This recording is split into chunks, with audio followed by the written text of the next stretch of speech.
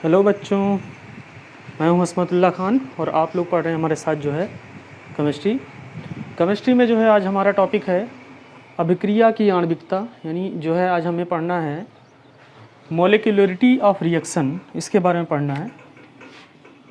मोलिक्यूलरिटी of reaction यानी अभिक्रिया की आणविकता को जो है हमें पढ़ना है। ठीक है, सबसे पहले बात करते हैं कि अभिक्रिया की आणविकता कहते किसको हैं।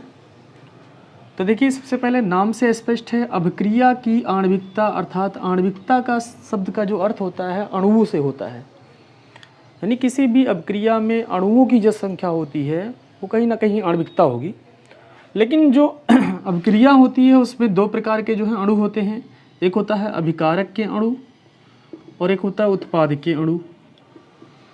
एक क्या होता है अभिकारक के अणु और एक दूसरा होता है उत्पादक के अणु। क्योंकि किसी भी रासायनिक क्रिया में दो मुख्य पोर्शन होते हैं, ठीक है, एक राइट हैंड साइड वाला, एक लेफ्ट हैंड साइड वाला। जो राइट हैंड साइड वाला होता है उसमें जो है उत्पाद होते हैं और राइट हैंड वाले साइड में जो है अभिकारक होते हैं। ठीक है, तो ये अभिकारक है और ये क्या है, उत्पाद है। तो यहाँ पर जो अभिक्रिया की आणविकता होती है उसमें मतलब केवल होता है अभिकारक के अणुओं से। किसके अणुओं से? अभिकारक के अणुओं से।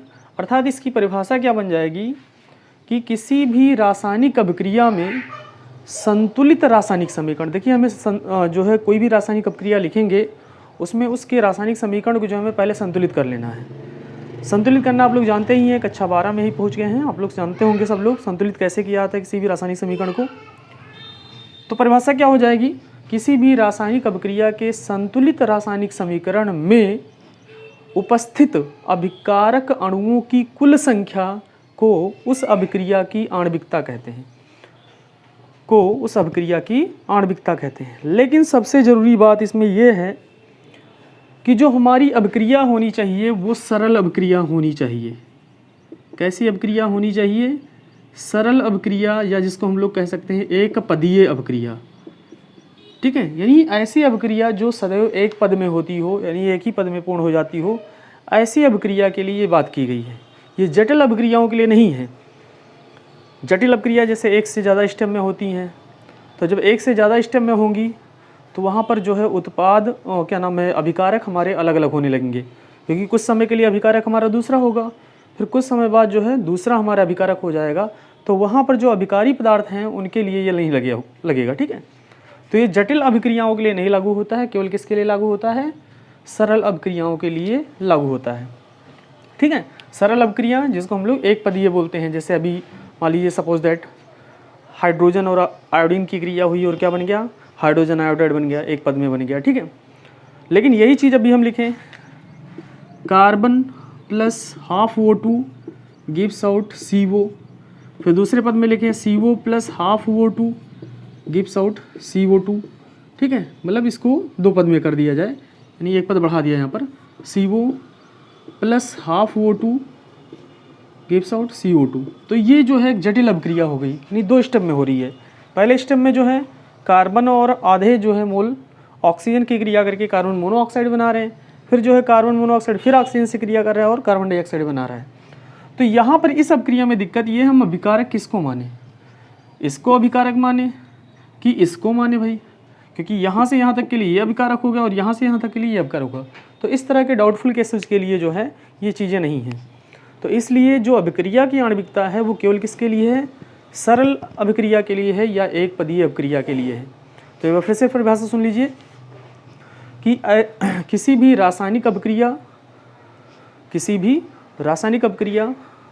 को संतुलित करने पर, किसी भी रासायनिक अभिक्रिया को संतुलित करने पर जो उसके अभिकारी अणुओं की कुल संख्या होती है या अभिकारक अणुओं की कुल संख्या होती है उस अभिक्रिया की आणविकता कहलाती है। ठीक है, यहाँ पर जो है नोट में आप लोग लिख सकते हैं कि अभिक्रिया की आणविकता सदैव जो है सरल अभिक्रिया या एक पदीय अभिक्रिया के लिए निकाली जा सकती है। ठीक है, अब उसके बाद देखिए कुछ एग्जाम्पल हम ले रहे हैं।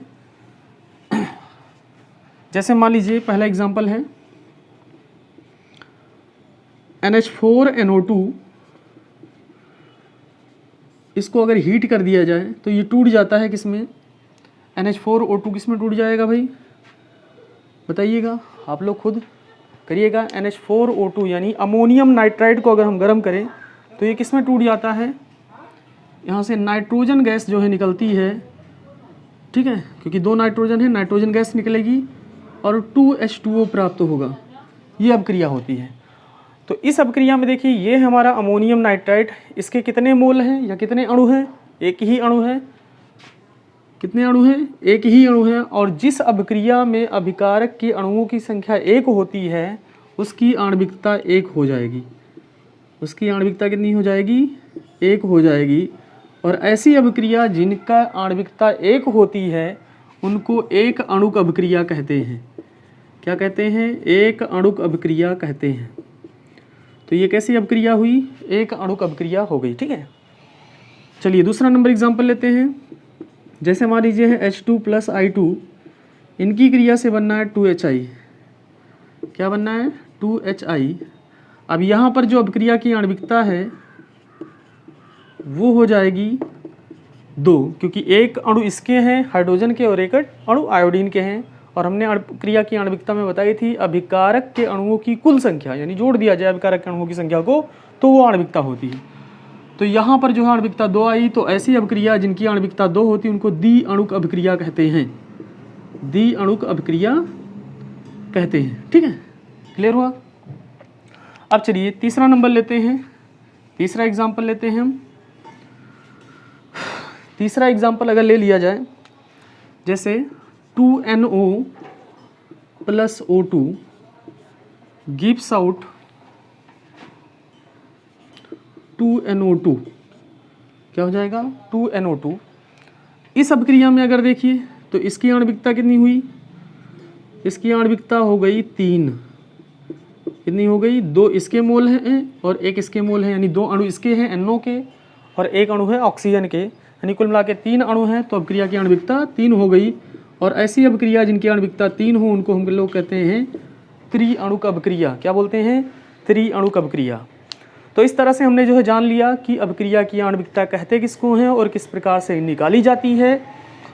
और किसी अभिक्रिया की आणविकता 1 आए, 2 आए और 3 आए तो उनको क्या क्या नाम देते हैं। अब सबसे ज़रूरी बात, जो अभिक्रिया की आणविकता है वो एक सैद्धांतिक मान होता है, हम किसी भी रासायनिक अभिक्रिया को देखकर पता लगा सकते हैं। लेकिन हम लोग अभिक्रिया की कोट पिछले वीडियो में पढ़े थे। अभिक्रिया की कोट जो है एक प्रायोगिक मान होती है, प्रैक्टिकल वैल्यू होती है। किसी भी हम अभिक्रिया को देखकर नहीं बता सकते हैं कि इसका जो है कोटि क्या है, ठीक है। तो एक डिफरेंस हो जाएगा कि यानी अभिक्रिया की आणविकता जो हम लोग किसी भी अभिकारक को देखकर बता सकते हैं, किसी भी रिएक्शन को देखकर बता सकते हैं। और एक चीज़ और इससे पता चलता है कि अभिक्रिया की आणविकता से कि किसी भी अभिक्रिया में अभिकारक अणुओं की संख्या कुल कितनी है। और यहाँ पर एक चीज़ और क्लियर होता है कि हमें अगर ये पता हो जाए अभिकारक अणुओं की संख्या कितनी है तो हमें एक चीज़ और पता हो जाएगा कि उनके बीच में टक्कर होने की संभावना कितनी रहेगी, क्योंकि जितने कम अणु रहेंगे उतने ज़्यादा टक्कर होने की संभावना रहती है। एक होता है कोलिजन थ्योरी होता है, वो जो है कोलिजन थ्योरी क्या कहता है, प्रभावी टक्कर का सिद्धांत क्या कहता है कि अभिकारक अणुओं के मध्य जितने टक्कर की ज़्यादा संभावना रहती है उतने ज़्यादा रिएक्शन होने की पॉसिबिलिटी ज़्यादा रहती है, संभावना ज़्यादा रहती है। और अगर आणविकता बहुत ज़्यादा हो गई यानी 3 से ज़्यादा होगी, वैसे जनरली केस में 3 से ज़्यादा आणविकता होती नहीं है, लेकिन अगर 3 से ज़्यादा आणविकता हो गई तो वो रिएक्शन बहुत ही रेयर केस में देखा जाएगा, ठीक है। क्योंकि जितने ज़्यादा अणु हो जाएंगे तो उनमें कोलिजन जो है बढ़ेगा नहीं, क्योंकि भाई टक्कर जब होता है तो टक्कर ये नहीं कि 2-3 अणुओं का साथ में होगा, एक का दूसरे से होगा फिर दूसरे का तीसरे से होगा, इस प्रकार से टक्कर होते हैं, ठीक है। तो इस तरह की अभिक्रियाएँ बहुत कम देखी जाती हैं जिनमें आणविकता 3 से अधिक है। अगर 3 से आणविकता अधिक है तो वो रिएक्शन होने की संभावना बहुत ही कम हो जाती है, ठीक है। तो ये चीज़ें हुई अभिक्रिया की आणविकता में। अब एक चीज़ और, अभिक्रिया की जो आणविकता होती है वो कभी शून्य नहीं हो सकती। क्या नहीं हो सकती, शून्य नहीं हो सकती, ऋणात्मक नहीं हो सकती, भिन्नात्मक नहीं हो सकती। शून्य नहीं हो सकती, ऋणात्मक नहीं हो सकती, भिन्नात्मक नहीं हो सकती। क्यों नहीं हो सकती भाई, क्योंकि आणविकता अगर शून्य हो जाए मतलब अभिकारक ही शून्य हो गए, मतलब अभिक्रिया ही नहीं होगी, तो शून्य तो होगी नहीं। ऋणात्मक नहीं हो सकती, मतलब कभी भी अभिकारक ऋण चिन्ह के साथ नहीं रखे जाएंगे कि -2NO, ठीक है, ऐसा कुछ नहीं होगा। भिन्नात्मक नहीं हो सकते हैं, क्योंकि अभिक्रिया आधे या 1.5 या 2.5 ऐसे भी नहीं रखे जाते हैं कि 1.5 मोल इसके ले लिए, 2.5 मोल इसके ले लिए, ऐसा भी नहीं होता। 2.5 अणु इसके ले लिए, 1.5 अणु इसके ले लिए, तो भिन्नात्मक भी कभी नहीं होता है। ठीक है, तो ये बात ध्यान रखिएगा कि जो अभिक्रिया की आणविकता होती है वो शून्य, ऋणात्मक व भिन्नात्मक नहीं होती है। सदैव क्या होती है, एक पूर्णांक संख्या होती है और धनात्मक पूर्णांक संख्या होती है। ठीक है, अभिक्रिया की आणविकता। तो यहाँ तक बातें आप लोगों जानी अभिक्रिया की आणविकता होती क्या है। ठीक है, अब उसके बाद जो है अभिक्रिया की आणविकता को आप बहुत ही ध्यान से देख कर जो है अपनी कॉपी नोट कर लीजिएगा जो जो बातें हमने बताई। उसके बाद अब आगे जो है आप लोग अभिक्रिया की आणविकता और अभिक्रिया की कोटि, अभिक्रिया की आणविकता और अभिक्रिया की कोटि में जो है अंतर लिख लीजिएगा। कभी कभी आपके बोर्ड पेपर में आ जाता है कि अभिक्रिया की आणविकता और अभिक्रिया की कोटि में क्या अंतर है। तो पहला अंतर ये हो गया कि अभिक्रिया की आणविकता अभिकारक अणुओं की संख्या पर निर्भर करती है, अभिकारक अणुओं की संख्या पर निर्भर करती है। लेकिन जो अभिक्रिया की कोटि है वो किस पर निर्भर करती है, अभिकारक अणुओं की सांद्रता पद की घात पर निर्भर करती है। ठीक है, तो ये पहला अंतर हो गया। दूसरा अंतर अगर बात किया जाए तो अभिक्रिया की आणविकता जो है वो एक सैद्धांतिक मान है, यानी सिद्धांतों द्वारा हम लोग जो है पता लगा सकते हैं। लेकिन जो अभिक्रिया की कोटि होती है वो एक प्रायोगिक मान है, यानी प्रैक्टिकली हम लोग पता लगाएंगे। तीसरा अगर अंतर देखा जाए तो जो अभिक्रिया की आणविकता होती है वो शून्य हो सकती है, ऋणात्मक शून्य नहीं हो सकती, ऋणात्मक नहीं हो सकती और जो है भिन्नात्मक नहीं हो सकती। लेकिन जो अभिक्रिया की कोट है आपने देखा था, जीरो ऑर्डर रिएक्शन भी देखा था, यानी शून्य भी हो सकती है, धनात्मक हो सकती है, भिन्नात्मक भी हो सकती है। ठीक है, अभिक्रिया की कोट धनात्मक व भिन्नात्मक और शून्य तीनों हो सकती है। ठीक है, तो ये चीज़ें हैं, इनके बीच में जो है आप लोग अंतर आराम से लिख सकते हैं। 4-5 अंतर जो है बहुत ही आसान से, अगर दोनों को समझ में आ गया है अभिक्रिया की कोट और आणविकता, तो दोनों में अंतर आप लोग लिख सकते हैं। ठीक है, तो चलिए अब हम लोग जो है सीखेंगे अभिक्रिया की कोटि का पता लगाना। जैसा कि आप लोग जानते हैं कि जो अभिक्रिया की कोटि होती है एक प्रायोगिक वैल्यू होती है, लेकिन हम जो है कुछ ट्रिक के माध्यम से जो है हम लोग थोड़ा बहुत पता लगा सकते हैं कि जो है दी गई अभिक्रिया किस कोटि की है। तो order of reaction, order of reaction यानी अभिक्रिया की कोटि निकालने का एक फार्मूला होता है। वो फार्मूला क्या है, mole upon litre 1 - n into time inverse, into time inverse, ये फार्मूला होता है। टाइम यहाँ पर सेकंड भी हो सकता है, मिनट भी हो सकता है, कोई भी हो सकता है। ठीक है, अब चलिए इस रिएक्शन के थ्रू जो है हम लोग इस जो है सूत्र के थ्रू हम जो है अभिक्रिया की कोटि पता लगाएंगे। एक चीज़ और जो है हम लोग याद कर सकते हैं, ये जो सूत्र दिया है इस सूत्र के माध्यम से हम जो है प्रथम कोटि की अभिक्रिया या द्वितीय कोटि की अभिक्रिया, तृतीय कोटि की अभिक्रिया या शून्य कोटि की अभिक्रिया, इनका मात्रक भी निकाल सकते हैं। चलिए हम पहले मात्रक निकालना दिखा रहे हैं, उसके बाद जो है इसको हम क्वेश्चन पर अप्लाई करेंगे एक, और उस क्वेश्चन से हम जो है अभिक्रिया की कोटि ज्ञात करेंगे। चलिए सबसे पहले देखते हैं मात्रक ज्ञात करना, कैसे हम लोग जो है यूनिट निकालते हैं। तो देखिए जीरो ऑर्डर रिएक्शन के लिए, यानी जो है शून्य कोटि की अभिक्रिया के लिए, यानी कोई भी अभिक्रिया जो है शून्य कोटि की हो, शून्य कोटि के लिए देखिए जो यन है यहाँ पर, ये यन क्या है, ये अभिक्रिया की कोटि है, ये अभिक्रिया की कोटि है। अब देखिए इस पर अगर लगाया जाए शून्य कोटि की अभिक्रिया के लिए, तो मात्रक देखिए क्या हो जाएगा, मोल अपॉन लीटर और 1 - शून्य हो जाएगा, 0, क्योंकि शून्य कोटि की अभिक्रिया है तो n बराबर 0 होगा। ठीक है, into time inverse, time inverse, time second में भी हो सकता है, मिनट में भी हो सकता है, आप कोई भी रख सकते हैं, वो क्वेश्चन पे डिपेंड करेगा कि कैसे हमको जो है रखना है। अब ये क्या हो जाएगा, इसका मात्रक जब निकालेंगे तो 1 में से 0 जाएगा, 1 बचेगा, और इसकी घात का एक मतलब हुआ कि मोल प्रति लीटर इंटू सेकेंड इनवर्स या टाइम इनवर्स। ठीक है, टाइम इनवर्स, तो ये मात्रक हो गया किसका, शून्य कोटि की अभिक्रिया के लिए, इसके लिए शून्य कोटि की अभिक्रिया के लिए। अगर जो है अभिक्रिया प्रथम कोटि की हो, अभिक्रिया जो है किस कोटि की हो, प्रथम कोटि की हो, और प्रथम कोटि के लिए आप जानते हैं n बराबर जो है क्या होता है, 1 होता है। तो यहाँ पर जो है n की जगह पे क्या रखेंगे, 1, तो 1 माइनस 1 यानी 0 बचेगा। और किसी भी पद की घात 0 है इसका मतलब 1 होता है, तो इतना पूरा वैल्यू जो है 1 हो जाएगा। तो क्या बचेगा मात्रक इसका, केवल मात्रक बचेगा टाइम इनवर्स।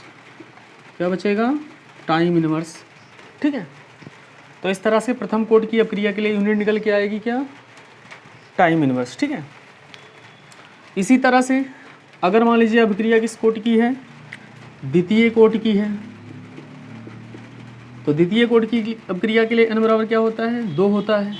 तो यहाँ पर हम लोग क्या लिखेंगे, n की यहाँ पे 2 लिखेंगे। ठीक है, तो हमारा मात्रक क्या निकल के आएगा, मोल अपॉन लीटर, और यहाँ पर क्या बचेगा, -1 यानी इनवर्स इनटू टाइम इनवर्स। ठीक है, ये हो जाएगा किसके लिए, द्वितीय कोटि की अपक्रिया के लिए मात्रक। अगर अपक्रिया तृतीय कोटि की होगी, अगर अपक्रिया तृतीय कोटि की होगी तो n बराबर हो जाएगा 3, तो यहाँ पर भी 3 रहेगा, यहाँ पर क्या हो जाएगा 2, ये हो जाएगा मात्रक इसका तृतीय कोटि की अपक्रिया के लिए। तो इस तरह से हम लोग इस सूत्र के माध्यम से, यानी ऑर्डर ऑफ रिएक्शन, यानी अपक्रिया की कोटि ज्ञात करना हो तो इस सूत्र का पालन करेंगे। अपक्रिया का सूत्र भी ज्ञात कर सकते हैं, और हम लोग जो है किसी भी अपक्रिया की कोटि का जो है मात्रक भी ज्ञात कर सकते हैं। ठीक है, अब चलिए एक सवाल लगाते हैं जिसमें जो है हम लोग अपक्रिया की कोटि निकालते हैं। कैसे अपक्रिया की कोटि निकालते हैं, तो सवाल है हमारा,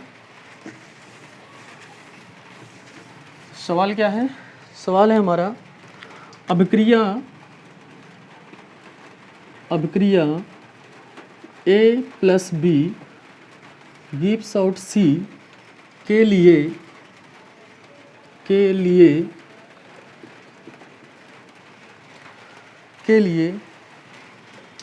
k का मान, यानी वेग स्थिरांक है k का मान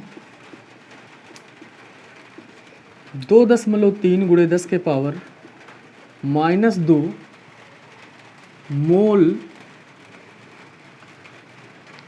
mole inverse 2 litre square into second inverse हो, तो इस अपक्रिया की कोटि क्या होगी, तो इस अपक्रिया की कोटि क्या होगी। तो ये आपका सवाल है। अब इस तरह के सवाल में जो है हम लोगों को कुछ वैल्यू दी हुई है, k का मान दिया हुआ है, इसका यूनिट दिया हुआ है यहाँ पर, और इसकी अपक्रिया की कोटि निकालनी है। तो इस तरह के सवाल में जो है लड़के गलती क्या करते हैं, इस मान के ऊपर जो है कुछ वो सोचने लगते हैं, लेकिन आपको यहाँ पर कुछ नहीं देखना है, आपको मात्रक से मतलब है, केवल इससे मतलब है। ठीक है, तो इस मात्रक को जो है हम लोग किस रूप में लिख सकते हैं भाई, अभी जो हमने कुछ यूनिट बताई आपको, उस यूनिट में ये चीज़ आपको नहीं बताया कि कहीं पर इस तरह से जो है लिखा हुआ दिखाई दे रहा हो। तो एक काम करें, इसको हम थोड़ा सा जो है सरल रूप में कर लें। तो इसको हम लोग लिख सकते हैं मोल अपॉन लीटर इनवर्स 2, ऐसे लिख सकते हैं इस चीज़ को। ठीक है, लीटर के इनवर्स 2 ऊपर जाएगा तो वो क्या हो जाएगा, प्लस में हो जाएगा, यानी 2 हो जाएगा, और ये मोल इनवर्स 2 रहेगा ही, इंटू सेकेंड इनवर्स। इस चीज़ को हम लोग इस रूप में भी लिख सकते हैं। अब आप सोचिए कि यहाँ पर -2 कब आएगा, क्योंकि फार्मूला क्या होता है हमारा, इसकी तुलना अगर करें हम, फार्मूला भी बताया था, मोल अपॉन लीटर, ठीक है, 1 - n इंटू सेकेंड इनवर्स, ये फार्मूला था हमारा। तो यहाँ पर 2 कब आएगा, जब यहाँ पर n की वैल्यू 3 होगी, n की वैल्यू 3 होगी, अर्थात n जो है वही अपक्रिया की कोटि को दिखाता है। तो इस अपक्रिया के लिए अपक्रिया की कोटि हो गई, यानी n बराबर 3, यही हमारी अपक्रिया की कोटि हो गई। ठीक है, तो सवाल में जो है हमें इस मान पर नहीं जाना है, हमें यूनिट को देखना है, और यूनिट से ही जो है हम लोग अपक्रिया की कोटि निकाल लेंगे। ठीक है, जो अपक्रिया की कोटि निकालने के लिए जो फार्मूला बताया हमने, उस फार्मूला से तुलना करके जो हम आसानी से अपक्रिया की कोटि निकाल सकते हैं, और जो है उस फार्मूले से हम लोग जो है अपक्रिया की कोटि का जो है मात्रक निकाल सकते हैं, शून्य कोटि की अपक्रिया के लिए, प्रथम कोटि के लिए, द्वितीय कोटि के लिए, एंड सो ऑन। ठीक है, निकाल सकते हैं। तो ये कंडीशन फर्स्ट हो गया, प्रथम जो है अपक्रिया की कोट निकालने का कंडीशन कौन सा हो गया? फर्स्ट। ठीक है, ये कंडीशन फर्स्ट है। ठीक है, अब जो है हम लोग दूसरा कंडीशन देखेंगे और किस तरह से जो है अपक्रिया की कोट हम लोग जो है तो प्रायोगिक मान, लेकिन कैसे निकाल सकते हैं हम लोग जो है, क्योंकि आपको बताया था कि अपक्रिया की कोट हम अपक्रिया को देखकर नहीं पता लगा सकते। दूसरा है कंडीशन 2 है, कंडीशन 2, जब अपक्रिया की दर दी हो, अपक्रिया की दर दी गई हो, तो भी जो है हम लोग निकाल सकते हैं आसानी से किसी भी अपक्रिया की कोटि। जैसे एग्जांपल देखिए, एग्जांपल में जैसे माना कोई अपक्रिया है, कह रहा है कि A + B gives out C के लिए अपक्रिया की दर आगे डैश करके नीचे लिखा हुआ है। अपक्रिया का दर को हम लोग dx/dt लिख सकते हैं। dx/dt बराबर k इंटू A की पावर 1 दिया हुआ है और B की पावर मान लीजिए 2 दिया हुआ है। ऐसे एक क्वेश्चन दिया हुआ है कि ये अपक्रिया की दर है। अब बताइए ये अपक्रिया किस कोड की है? अपक्रिया की दर दी हुई है और पूछ रहा है आपसे अपक्रिया की कोड बताइए।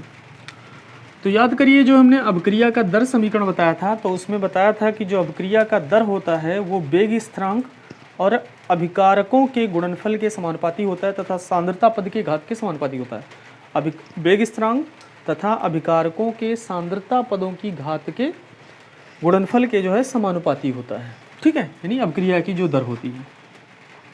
अब यहाँ पर जो ऊपर लिखा हुआ था घात में, सांद्रता पद की जो घात थी, ठीक है, वो ऊपर लिखी हुई थी, और सांद्रता पद की घात ही जो है, जो सांद्रता पद की घात होती है उनका जो योग होता है वही अपक्रिया की कोट होती है।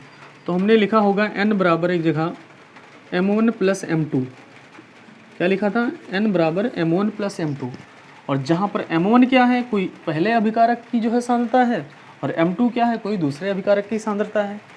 तो इस अपक्रिया के लिए, यानी ये जो अपक्रिया है जिसकी दर दी हुई है, इसके लिए हम कोट निकालेंगे तो इसकी केवल सांद्रता को जोड़ देंगे हम लोग। तो 1 + 2 यानी n बराबर हो जाएगा 3, यानी अपक्रिया की कोट हुई इस अपक्रिया के लिए 3। ठीक है, अगर मान लीजिए यही अपक्रिया थोड़ा सा परिवर्तन कर दिया जाए, यहाँ पर 1/2 कर दिया जाए, ठीक है, यहाँ पर 1 कर दिया जाए, अब पूछा जाए किस कोट की अपक्रिया है, तो n बराबर क्या हो जाएगा? 1 + 1/2, अर्थात n बराबर जो है सॉल्व करेंगे तो आएगा 3/2, यानी अपक्रिया की कोट हो गई 3/2। और अपक्रिया की कोट जो है भिन्नात्मक हो सकती है। ठीक है, तो इस तरह से आपने जो है 2 कंडीशन बताया आपको अपक्रिया की कोट निकालने का। पहला कंडीशन क्या था कि जब जो है कोई यूनिट दिया हो, यानी कोई मात्रक दिया हो, उस मात्रक के थ्रू जो है हम लोग अपक्रिया की कोट ज्ञात कर सकते हैं। उस मात्रक की तुलना हम लोग करेंगे किससे? अपक्रिया की कोट निकालने वाले सूत्र से। अपक्रिया की जो कोट निकालने वाला सूत्र होता है वो क्या होता है? मोल/लीटर का होल इनवर्स, ठीक है, इनटू टाइम इनवर्स। ठीक है, इसके द्वारा जो है हम लोग तुलना कर देंगे, आसानी से जो हमें पता हो जाएगा। या इस सूत्र के द्वारा जो है हम लोग किसी भी अपक्रिया की कोट भी निकाल सकते हैं। शून्य कोटि की अपक्रिया, प्रथम कोटि की अपक्रिया, इनका जो है मात्रक भी निकाल सकते हैं। ठीक है, तो आज की वीडियो में बस इतना ही, और इस तरह से जो है आपका केमिकल काइनेटिक्स वाला पोर्शन समाप्त हुआ। आपको वीडियो कैसी लगी ये जरूर बताइएगा कमेंट सेक्शन में। धन्यवाद।